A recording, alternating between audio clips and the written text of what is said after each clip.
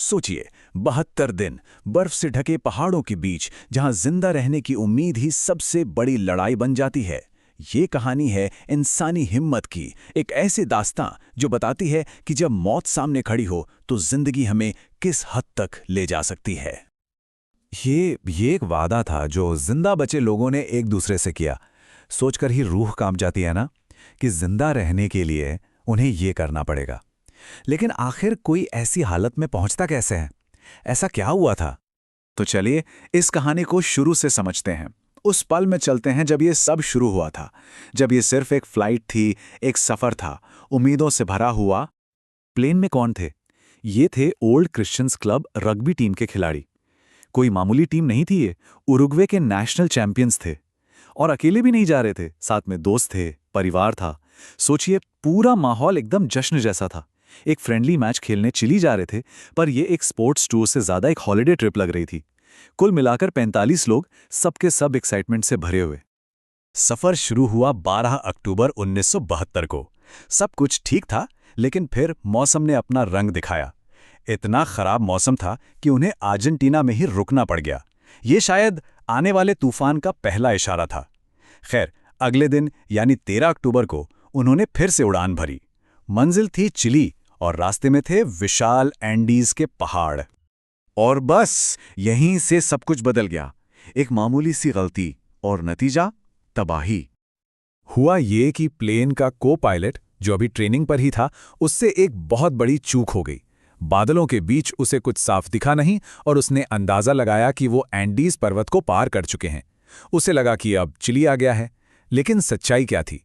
सच्चाई ये थी कि वो अभी भी पहाड़ों के बीच उनके दिल में ही उड़ रहे थे, और इसी गलतफहमी में उसने प्लेन को नीचे उतारना शुरू कर दिया। और इस गलती का अंजाम बहुत भयानक। प्लेन के पंख एक पहाड़ से टकराए और टूटकर अलग हो गए। और फिर प्लेन का बाकी हिस्सा लगभग 350 किलोमीटर प्रति घंटे की रफ्तार से सीधा एक ग्लेशियर से जा टकराया। जरा सोचिए उस स्पीड को। बस कुछ ही पलों में सब कुछ खत्म हो गया। उनकी दुनिया, उनके सपने, सब उस बर्फ में दफन हो गए। प्लेन का मलबा एक टूटे खिलौने की तरह बर्फ में धंस चुका था, और चारों तरफ सिर्फ खामोशी और दर्द भरी चीखें थीं। क्रैश के फौरन बाद जो लोग जिंदा बचे थे, उनकी सांसें सिर्फ एक ही चीज पर टिकी हुई थी, उम्मीद। उम्मीद कि कोई आएगा, कोई उन्हें बचा लेगा। इस हादसे में 33 लोग जिंदा बच गए। लेकिन जिंदा बचना ही काफी नहीं था। कई लोग बुरी तरह जख्मी थे, और वो सब -डिग्री तापमान में बिना किसी सामान के पहाड़ों के बीच फंसे हुए थे। शुरू में उनकी उम्मीद और बढ़ गई। क्यों? क्योंकि उन्हें अपने ऊपर से प्लेन्स उड़ते हुए दिखे। उन्हें लगा बस अब रेस्क्यू टीम आ ही जाएगी। उन्होंने लिपस्टिक से मलबे पर बड़ा सा SOS भी लिखा। लेकिन फिर 10 दिन बाद उनके हाथ एक छोटा सा रेडियो लगा, और उस रेडियो पर आई एक ऐसी खबर जिसने उनकी सारी उम्मीदों को चकनाचूर कर दिया। खबर ये थी कि उन्हें ढूंढने का सर्च ऑपरेशन बंद कर दिया गया है। उन्हें मुर्दा मान लिया गया था। जब सब लोग इस खबर से टूट चुके थे, एक सर्वाइवर ने, जिसका नाम था मार्शलो, कुछ ऐसा कहा जिसने सबको चौंका दिया। उसने कहा, यह तो अच्छी खबर है। सब हैरान थे कि इसमें अच्छा क्या है। तो उसने कहा, इसका मतलब यह है कि अब हमें यहां से खुद निकलना होगा। सोच सकते हैं, उसे एक पल में निराशा हिम्मत में बदल गई। अब उन्होंने तय कर लिया था कि वो किसी के भरोसे नहीं बैठेंगे। लेकिन अब उनके सामने एक नया और शायद सबसे बड़ा दुश्मन आ खड़ा हुआ था, भूख। और इसी भूख ने उन्हें एक ऐसे फैसले के लिए मजबूर कर दिया जिसके बारे में सोचना भी नामुमकिन था। देखिए, उनके पास बचा क्या था? सिर्फ 8 चॉकलेट बार्स, थोड़ी शराब, बस। जब कुछ नहीं बचा तो उन्होंने प्लेन की सीट के लेदर कवर खाने की कोशिश की, लेकिन उससे तो वो और बीमार पड़ गए।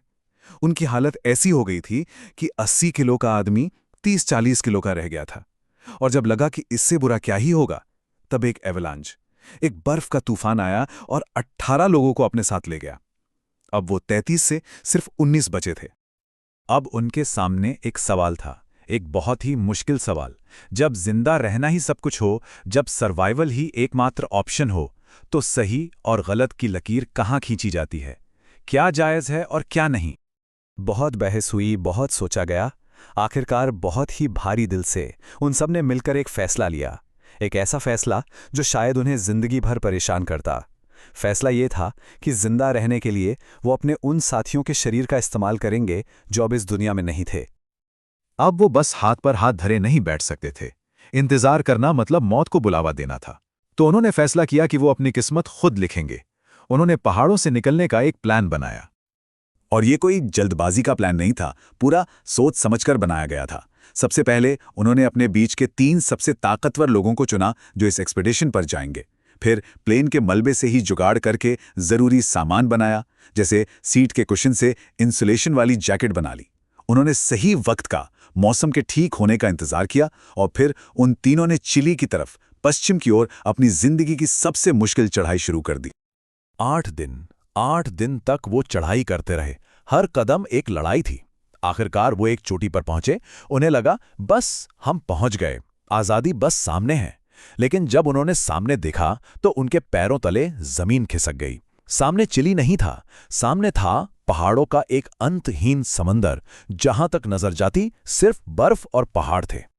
इस मंजर ने उनकी हिम्मत तोड़ दी, लेकिन उन्हें पूरी तरह से नहीं तोड़ पाई। उन्होंने हार नहीं मानी और यहीं से शुरू हुआ उनके सफर का आखिरी और सबसे अहम हिस्सा, वो हिस्सा जहां एक चमत्कार होने वाला था।